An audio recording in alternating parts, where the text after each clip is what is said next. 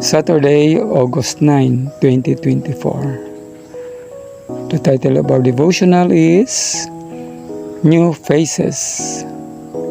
Meet E.J. Waggoner. Our text is Mark 14:24. This is my blood of the covenant which is poured out for many. Elite J. Waggoner was the youngest of the major participants at the 1888 General Conference session. Born in 1855, he was the son of Elder J. H. Waggoner, whom we have already met. Elite earned an MD degree in New York City in 1878, but never found a fulfillment he desired in medical practice. As a result, he entered the ministry and received an invitation to the assistant editorship of Signs of the Times in 1884.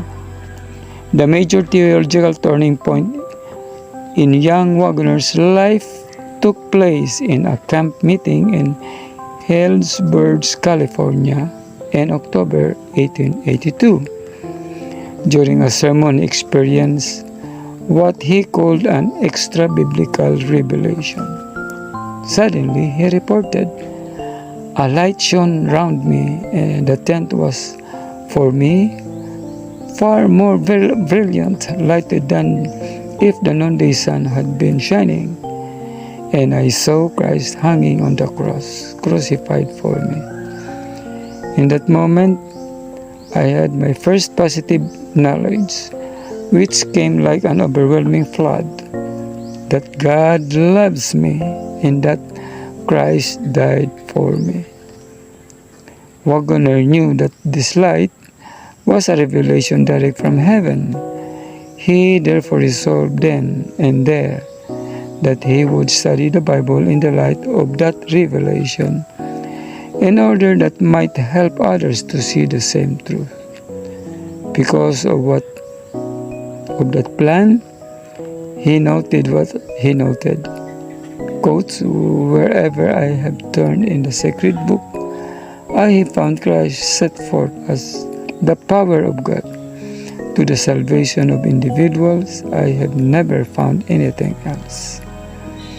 It was Waggoner's vision that eventually led him into an in-depth study of the book of Galatians.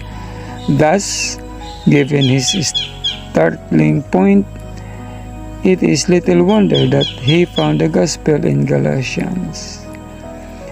That discovery would bring him to prominence in Adventism during the late 1880s. It would also set him up for direct confrontation with the leaders of General Conference, J. Butler, Uriah Smith, at the 1888 General Conference session.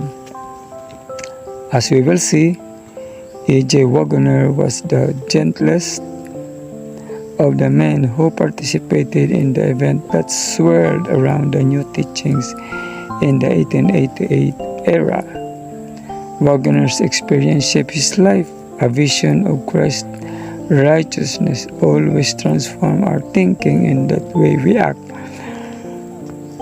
Every day we need to ask if our Adventism has been baptized by the light of the cross.